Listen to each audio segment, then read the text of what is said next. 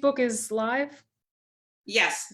Well, hello, Okay. everyone. We are live on Facebook and Insta at the same time today. So that is really, really beautiful. Yes, 2 platforms. And if you guys have Facebook, you can join there as well in case the quality is better there or something. I don't know. So we are talking about a thyroid and Hashimoto's. We know that a lot of women suffer from that. And there are a lot of correlations with PCOS and thyroid and diabetes. So, but today we wanted to focus on gluten-free diet, how gluten-free diet can help with someone who's suffering from thyroid or Hashimoto's. So Nataliia is a registered dietitian. I'm going to give it to her right now. Thank you so much for joining. And I'm super excited for you to educate us. Yes, thank you so much. Thank you so much for inviting me. Your platform brings such a great awareness to all kinds of topics related to health and nutrition. So I'm honored to be here and kind of give a 10-15 minutes an education session talking about how gluten affects or how can it improve hypothyroidism, Hashimoto symptoms. But before I jump on it, for people maybe that just signing in and don't know me, my name is Nataliia. I'm a registered dietitian and I run private practice here in Nashville, Tennessee, and I concentrate on hypothyroidism, Hashimoto's, and looking for holistic approach to thyroid treatment. So before I tell you how gluten can improve Hashimoto's, let's learn what hypothyroidism Hashimoto is, because if you know how it works and how gluten affects it, you will be more likely to follow a gluten-free diet. That's just what I see in my clients. So, it's estimated that about 20 million of Americans suffer from hypothyroidism, and about 60% of them don't even know it. So that's just a staggering number, right? And 90% of people that have hypothyroidism, that hypothyroidism is actually caused by Hashimoto's, which is an autoimmune disease. So if you hear somebody saying, "Oh, I'm hypothyroid," what they're talking is them having an autoimmune disease, Hashimoto's thyroiditis. And what it does in your body, your immune system mistakenly recognizes your thyroid gland as a foreign invader your cells, and it starts destroying your cells. So as your thyroid gland slowly dying, it stops producing thyroid hormones and you become hypothyroidism. So that's where the most common, everybody knows the word hypothyroidism, but not a lot of people familiar with Hashimoto's. But Hashimoto's in 90% of the time causes hypothyroidism.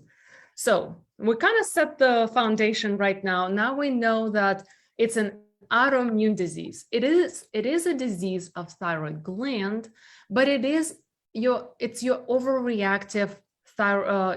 overreactive immune system. And that's what we're treating when we're treating hypothyroidism, Hashimoto's. So you say, where's the gluten come in, right? How's that, going into equation? So imagine you're eating gluten, right? And it breaks down in your mouth, it goes in your stomach, and it absorbs in your small intestines. Now, in healthy individuals, your small intestines have a protective barrier. It's those cells, like tight junctions, we call them. But if you have Hashimoto's hypothyroidism, that protective barrier, those tight junctions are not tight anymore. So they kind of open up, and that gluten gets in between, and it gets into your, not bloodstream like a lot of people think, but it gets into your lymphatic system. And that's where your immune system, as it should, starts attacking it, your T cells, your B cells, and other protective cells. They start attacking that gluten to stop it from traveling throughout the body. So that's where inflammation starts. So that's where your immune system and Hashimoto, you can see how they're connected. That's why we call it autoimmune disease, because it's mistakenly looks at your thyroid as an invader. So how's the gluten exactly, how it's connected to thyroid? Well, imagine, so gluten went in between the tight junctions, right? And now it's creating inflammation. So your immune system, what it does, it memorizes the gluten molecules, the structure, and then, destroys it, and then it moves on. But when it travels, when the T cells and B cells get to your thyroid gland, they look at your thyroid cells and think, oh, hold on, they look just like gluten, so we probably want to tag them and destroy because we think this is an invader. And that's the whole idea behind an autoimmune disease and how it's mistakenly destroying your thyroid cells. And this is just one of the theories how Hashimoto's is triggered. It's triggered by ingesting gluten, and of course other things, but today's topic is gluten. So it mistakenly thinks that your thyroid cells are gluten molecules, and that's called actually molecular mimicry. Sorry, it's actually a scientific term. It's when our immune system thinks that one cell, our body cell, is something like gluten. So that's where, that's where inflammation and autoimmunity comes in. So imagine if you remove gluten, if you have Hashimoto's and you remove gluten from your diet, what's going to happen? You remove the trigger, right? You remove the inflammation, the tight junctions going to come back, they're going to connect again, your gut lining is going to heal, the gluten will not get in between. So if you remove the triggers that flares up your immune system and your Hashimoto's, guess what's going to happen? Your Hashimoto's symptoms will improve, right? Bloating, constipation, weight gain, and just whole body systemic inflammation.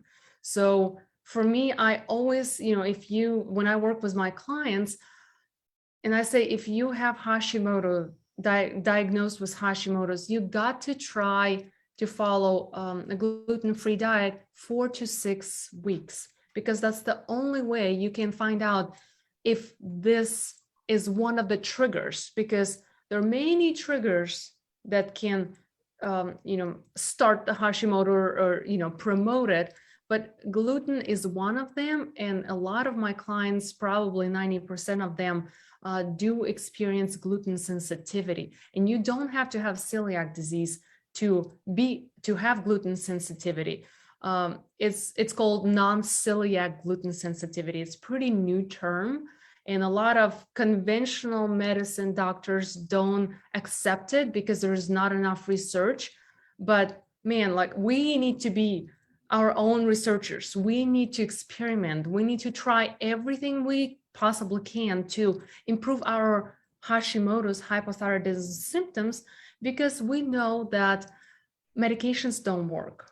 We all, 99% of us with Hashimoto hypothyroidism, take medication, but we still have all of the symptoms that we started with. So it kind of should give you an idea of what the medication does and what it doesn't. What medication does, it only replenishes your low thyroid hormone levels, but it does not alleviate any other hypothyroidism symptoms. So kind of to summarize, gluten is not that gluten is inherently bad. It's not, because most people do fine with it. But for somebody with autoimmune disease, and we talked about molecular mimicry and non-celiac gluten sensitivity and leaky gut. If you have all of those, which most people with Hashimoto hypothyroidism do, if you have all of those, a gluten-free diet is highly recommended. So that's kind of a little rundown on exactly, why we promote gluten-free diet, not just because it's trendy and because, we decrease bloating. There is actually scientific evidence behind it, and research shows that gluten-free diet decreases thyroid antibodies, which are markers of inflammation and oxidative stress. So if you guys need help figuring out how to start a gluten-free diet or how to continue it with minimal damage, because we know a gluten-free diet can actually lead to nutrient deficiencies, but that's another live session that we can do. So if you need help figuring out how to work around gluten-free diet or what to do with it or how to do it, how to be healthy on a gluten-free diet, make sure you reach out to me and I would be happy to help you. So I have a follow-up questions. I understand Yes. the gluten-free diet. So maybe you can just give some examples of, like, in a single meal or even a single day, what would someone eat? Like, there are a lot of things that we talk, right now we only have 10 minutes, but there are nutritional deficiencies if someone is on gluten-free diet. So, but what should they eat? Like, do you want to give some examples? So yes, it may be very daunting and scary to think that, oh, gluten-free diet is so limited, right? And your question is, what can somebody eat on the gluten-free diet? And that's a great question. And that's what everybody have to, people have to deal with daily. And my answer is everything. You can eat everything that is gluten-free. And there are a lot of foods out there. We have as many gluten-free foods as gluten foods or gluten-filled foods. So if you are, all the fruits and vegetables, they're gluten-free. So that's a great start. If you're looking at the, adding some grains, make sure that they are gluten-free. Make sure, rice, most people eat rice, most people enjoy potatoes. So all the whole foods, they are gluten-free. And, majority of gluten that comes into our diet is actually in processed, packaged foods, not at the Whole Foods, not in the apple that you pick up. So your eggs, your avocado, anything, I always think about gut health. So any fermented product. Now, even yogurt, conventional yogurt has gluten in it because it kind of keeps the shape, but there are so many brands out there that have gluten-free options and they taste amazing. Pastas, there's so many gluten-free pastas, and they may be made from wheat, like a gluten-free wheat pasta, but there are also plant-based pasta, almond-based, almond flour, cassava flour pastas. They have very different texture, but they're absolutely delicious. So just there's so many choices, and you do have to kind of plan it out. You can't just jump on it. It requires time to plan, and working with somebody like a registered dietitian to make sure that you do get all the nutrients in a day on the gluten-free diet.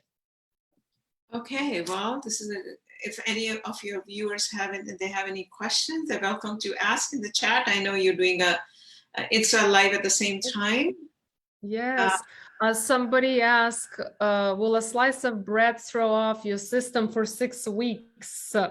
And that's a great question. And I always say, being gluten is like being pregnant. You either pregnant or you're not. You can't be half and half. You can't do gluten-free during the day and or during the week and eat gluten on the weekend, because even though gluten transit time is 48 to 72 hours, the inflammation that stays in your body when it crosses those tight junctions stays in your body for weeks. And that's where non-celiac gluten sensitivity comes in, because it stays. So the inflammation, if you're following gluten-free diet for only 2 weeks and you say, oh, I don't feel any different, well, the symptoms that gluten is causing, it's maybe from gluten that you ingested 2 weeks ago, right before you started gluten-free diet. So it's very important to be 100% gluten-free for 4 to 6 weeks. So there's that. I have so many great questions there on live, but I know we're kind of running out of time. And it's up to you. No, we can, if you want to answer the questions, I'm perfectly fine. we can take another 5 minutes to answer the questions. It's up to you, because I can't see the questions at all. You Yes, can.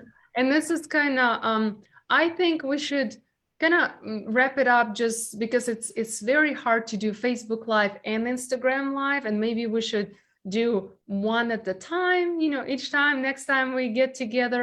But I think our listeners got the idea, and they understand why following gluten-free diet is so important if you have Hashimoto hypothyroidism.